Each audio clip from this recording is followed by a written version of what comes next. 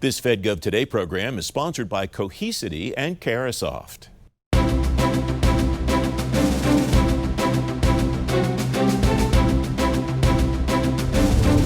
On this edition of FedGov Today, poison data could mean the death knell for your agency's AI, and the Air Force's new CIO isn't new to the Air Force. Ashley Devoto joins me in just a few moments. Welcome to FedGov Today in Washington, D.C. and around the world on the American Forces Network. I'm Francis Rose. Chief AI officers and chief data officers across government tell me the quality of their agency's data will be a key factor in their AI success. Poisoning that data could turn out to be an adversary's best tool in foiling an agency's mission delivery. Marlon McFade is Public Sector Chief Technology Officer and Chief Information and Security Officer at Cohesity. Marlon, welcome. It's great to see you again. Thanks for joining me. You wrote recently, NSA and CISA have flagged data poisoning as a top AI risk. Why is it a risk, and what are you seeing agencies do to try to successfully mitigate that risk? I think we need to take a step back and realize that as far as AI is concerned, it doesn't know anything except for the data that we give it, right? Whether that be training a machine learning model, whether that be retrieval augmented generation or an agentic agent or something along the lines. So by changing the data that the AI runs on, you can basically change, one, its perception, its understanding, and we also understand that AI is multiplicative, right? So small changes to data can create large changes, at the other end, right?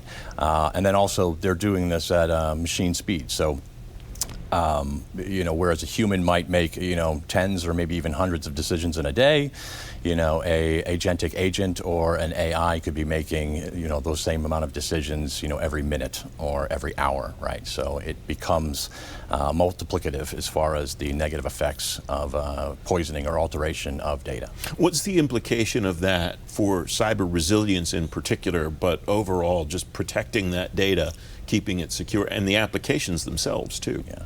So they're all linked, right? We can actually take a step back, right? We talk about cyber resiliency, but cyber resiliency is dependent upon data resiliency. Data resiliency is dependent on proper capabilities and controls in data management, right?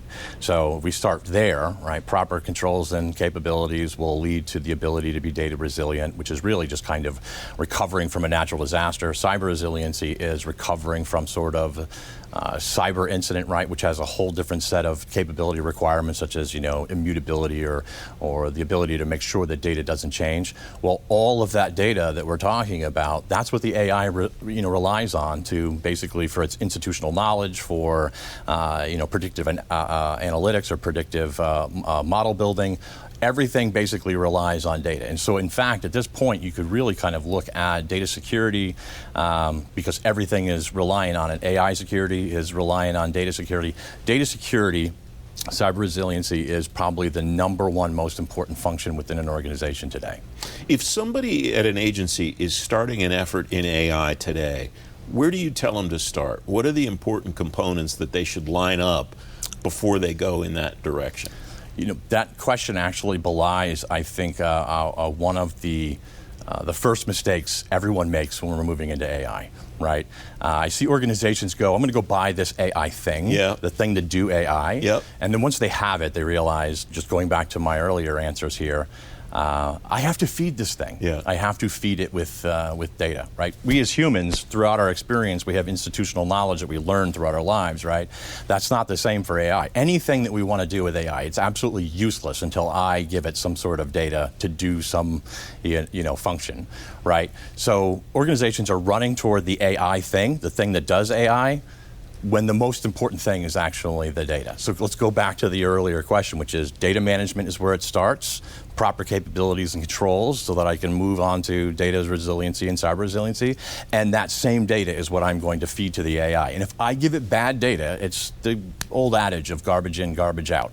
I'm not going to get the results that I want from AI, or it's going to be unreliable, or more importantly, it could actually be making decisions on my behalf. We're doing that more and more often now, and those decisions could actually be a mistake.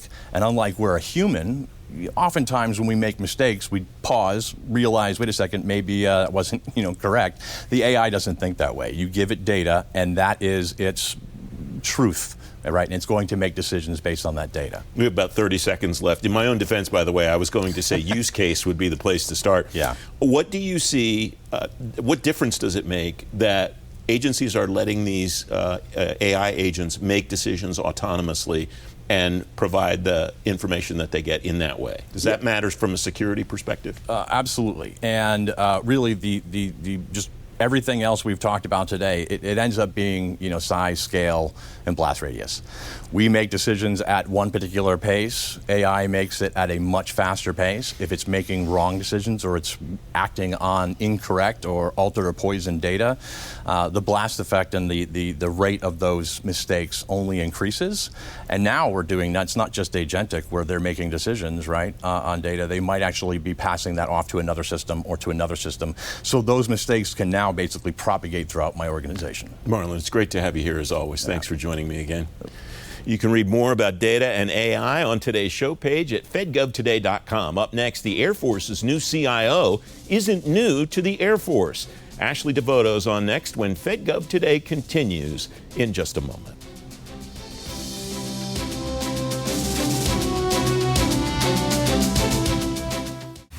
Innovation doesn't wait, and neither do we.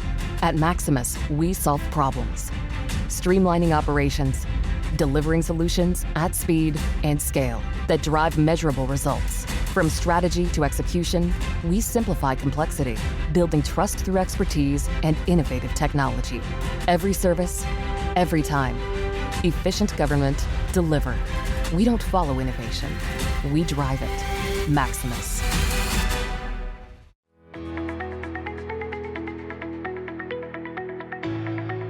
Sometimes you're trying to over-design solutions that maybe the customer or your end user is very happy with, but leaving security out of the question. So, confidentiality, integrity, and all of that things about the data are maybe thrown to the wayside. So you have to find a good tension point to bring the two together to make sure that your products are secure and protecting the data that it needs to.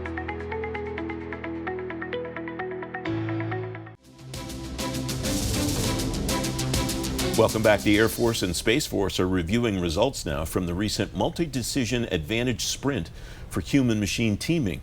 It's only one of a number of cutting-edge technology experiments across the services. Ashley Devoto is the new Chief Information Officer at the Air Force. Ashley, welcome. Thanks for joining me today. There's just a torrent of information that you're consuming as you're new in this job, but you're not new to the service. How are you going about connecting with all of the stakeholders that you need to connect with to learn about all the things that are in your portfolio? Yes, well, first of all, thank you for having me. It's a pleasure to be here. Looking forward to the conversation. As you mentioned, I'm not new to the Air Force. I wore the uniform for 17 years, so it's deeply a part of who I am and my professional career. So with that comes a lot of organizational context and institutional knowledge that I'm bringing to the role. However, I recognize that I've been out of uniform for a few years and there is a lot I need to catch up on. So I really consider this first kind of 60, 90 days to be a very aggressive and ambitious listening tour. So first and foremost, I want to start with my customers. And I think of my customers in kind of two groups. One, of course, is the warfighter. So the individuals that are out there doing the mission on the front lines, I want to hear from them on what their challenges are and what they need from a technology standpoint and how I may be able to support and help them.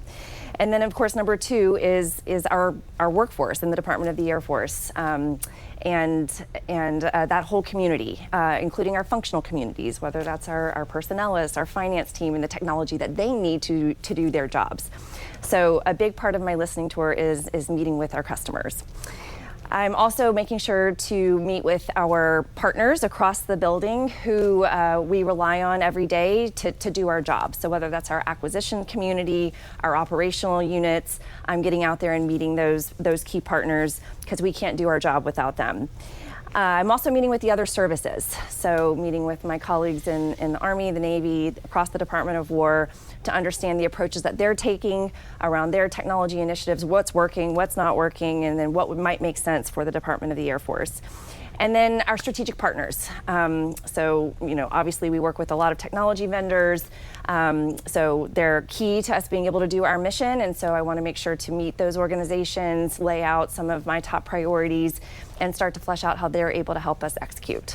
I'll start with the first two, the warfighting customer component and the workforce customer component. Yes. In the conversations you've had with them so far, are there themes that you're getting back from them already about things that they would like you to focus on or like to have some sense that progress is happening? Absolutely. I think that there's an opportunity from a workforce standpoint in the technology that everyone uses day to day just to function as an employee, where we have opportunities to modernize.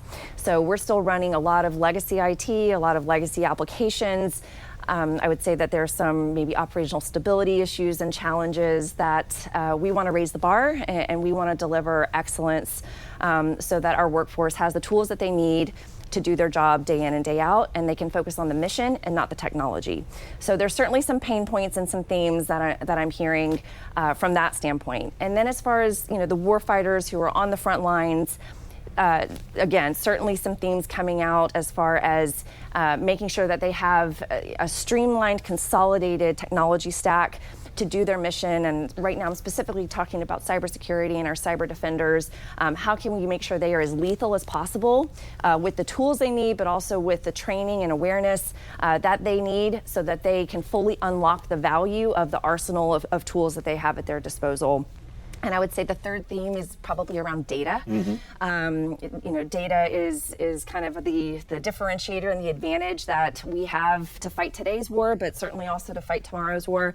So what can we do to accelerate getting data in the hands of our warfighters so that they can make decisions at the speed of need? What's your sense of the data posture of the service now as you're learning about where everything is?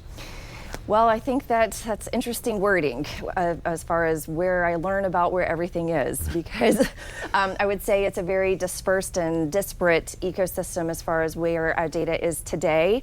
So I think there's an opportunity from a governance standpoint to bring the right data into the right places so that, again, you don't have to go to 5 different places to get 5 different data elements to make a decision that you need. And then I think once you have consolidated that data footprint, you can then better secure that data. You can put the proper controls around it, around that crown jewel, most sensitive information, control who has access to it. These are all fundamental kind of principles of zero trust, certainly a big priority for the department and for the Department of War right now. So a lot of opportunity to work with our data environment. And as your previous guest mentioned, as we think about everybody wanting to go off to the races with AI, AI is only as good as the data posture, that you have in your organization. And so we think about it, kind of a military concept of prepping the battle space. Yeah. There's a lot of work we need to do to prep the digital battle space to fully unlock the power of AI by making sure our house is in order with our data. I want to come back to AI later in the conversation, but you said something earlier that I think is really interesting.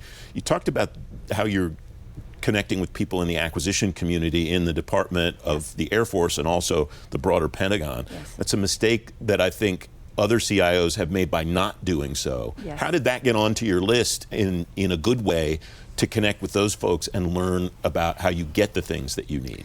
Yeah, I think that, again, just the themes that I'm hearing in the conversations, with the warfighters, with the front line, but also my experience, having been in the service for as long as I have, I do feel like there has historically been a bit of a disconnect on what the acquisition community maybe is procuring that is maybe different from the requirements from those that are going to be using it day in and day out, and also the speed at which that procurement process is happening.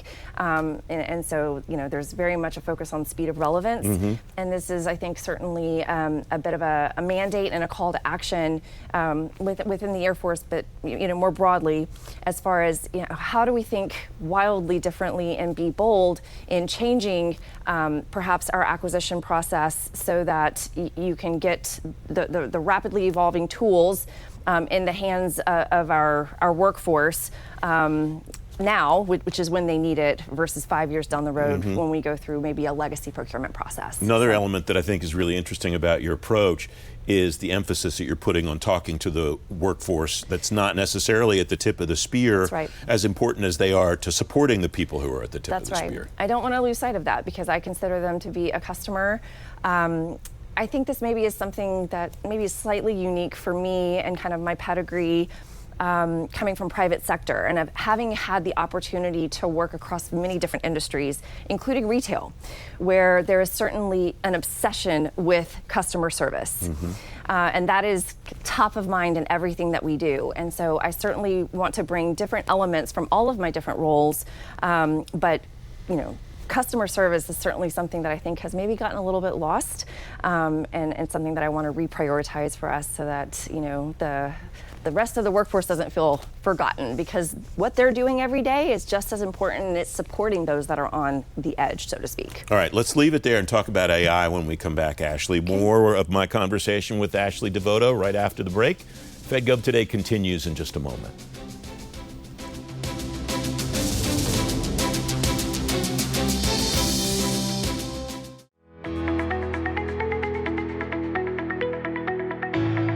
In the procurement process, outside of the technology realm per se, how do we apply that to doing more with less, creating those efficiencies, validating results, so their own use of AI in the process and how that may govern procurement, and how they create the checks and balances, I think is really interesting. And some people are thinking about it today, but very few are kind of putting it into practice, so to speak, so early days.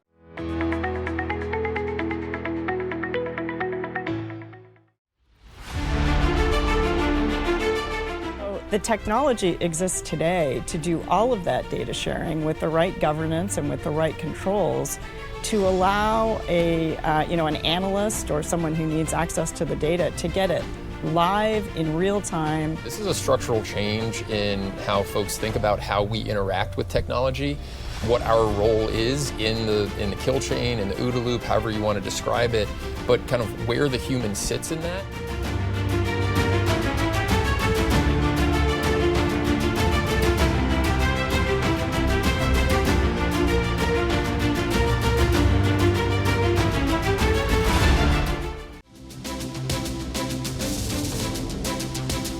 Welcome back. My conversation continues now with Ashley Devoto, the new Chief Information Officer at the Air Force. Ashley, thanks for continuing the conversation.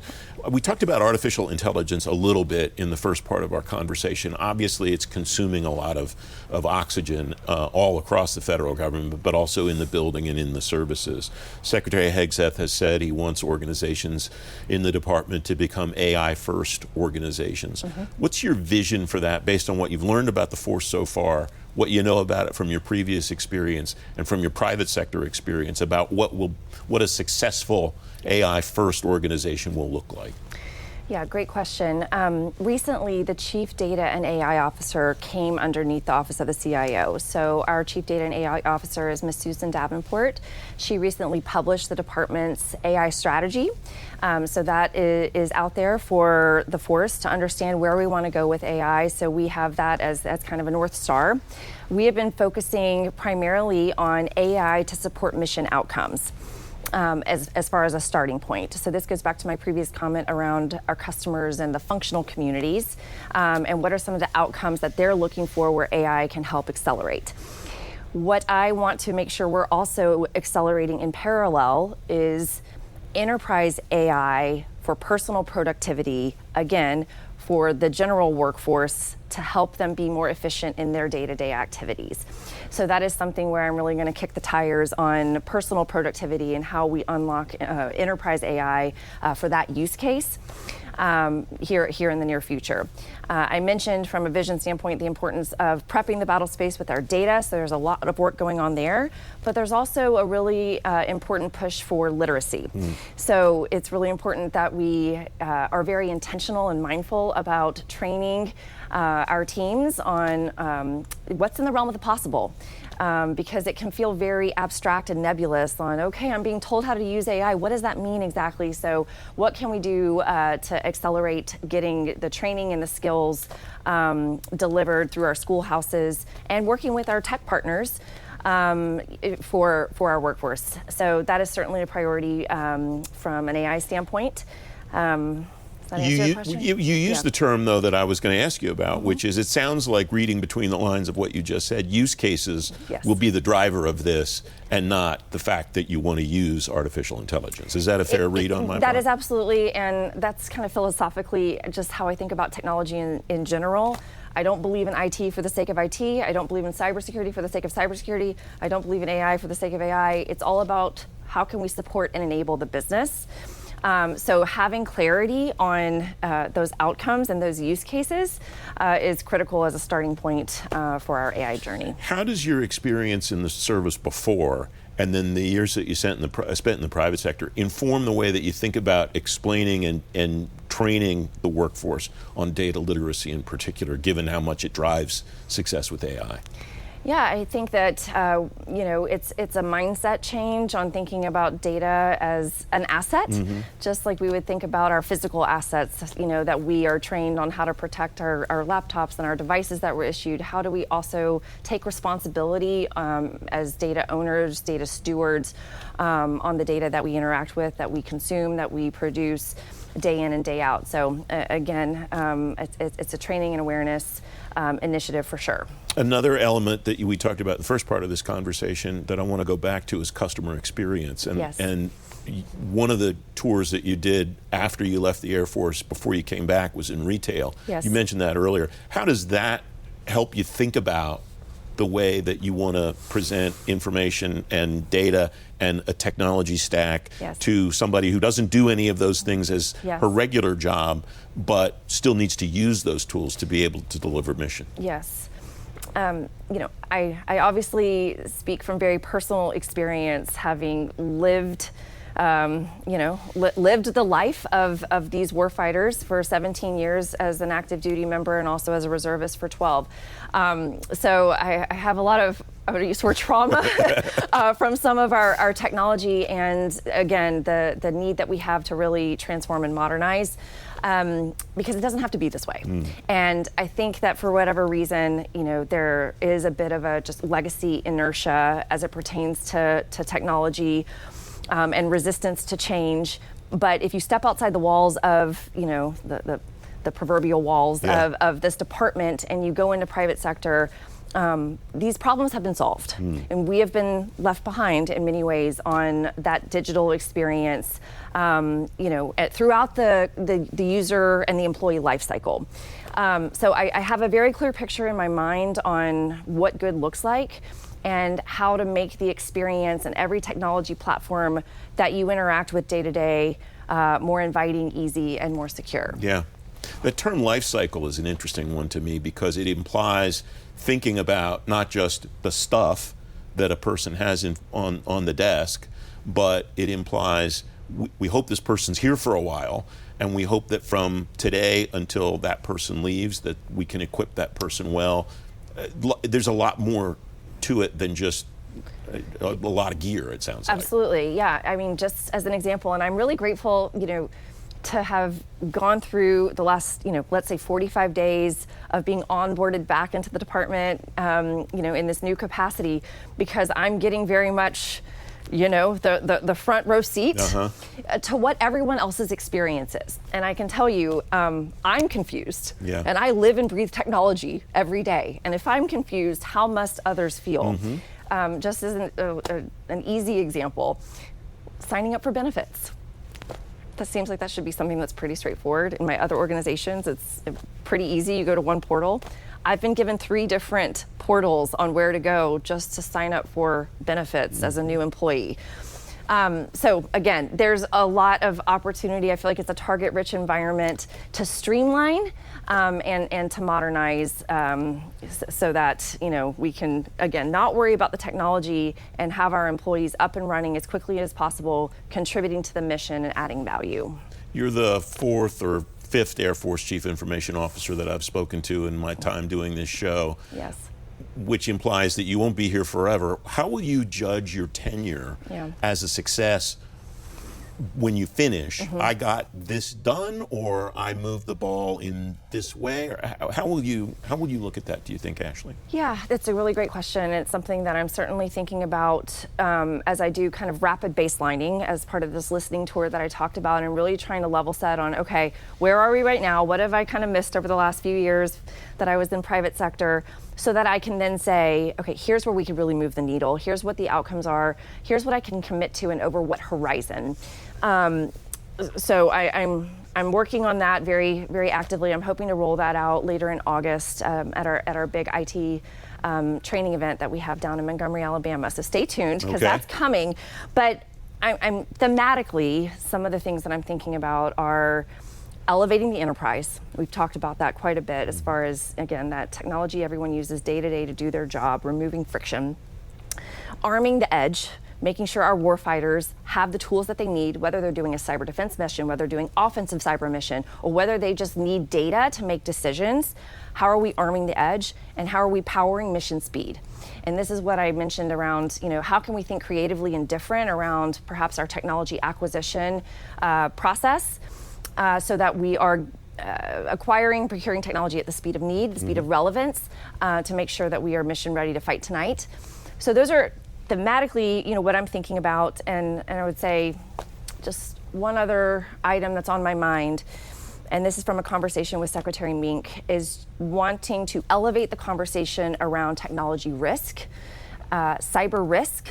And, with his background as an engineer, he's very thoughtful, he's very data-driven, and I think that he's really craving that conversation around where do we have the biggest technology risks as an enterprise, and hey, Ashley, what are your recommendations and what are the trade-offs that I can make to buy down some of that risk?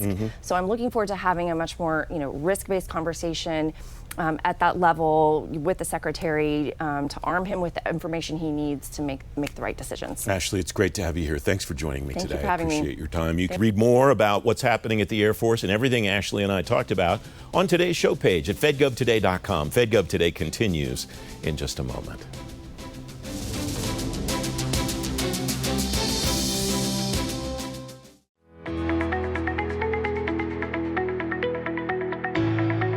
Is governing these AI agents.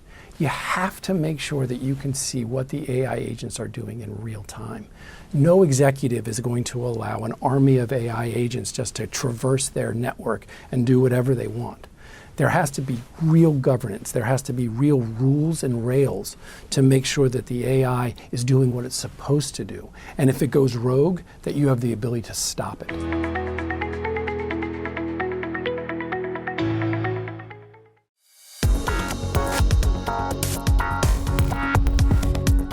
Some missile engagement systems, whether it's the Aegis cruiser that the Navy operates.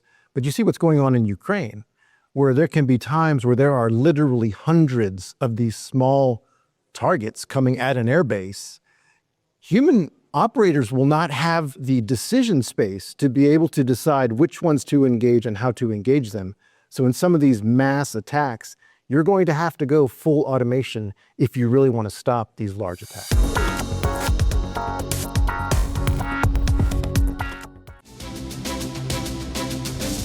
FedGov Today TV is back next Sunday morning at 10. The director of the Defense Finance and Accounting Service, Jonathan Witter's here, and the acting CFO at HUD, Irv Dennis. I'm Francis Rose. I'll see you then. Thanks for watching. Have a great week.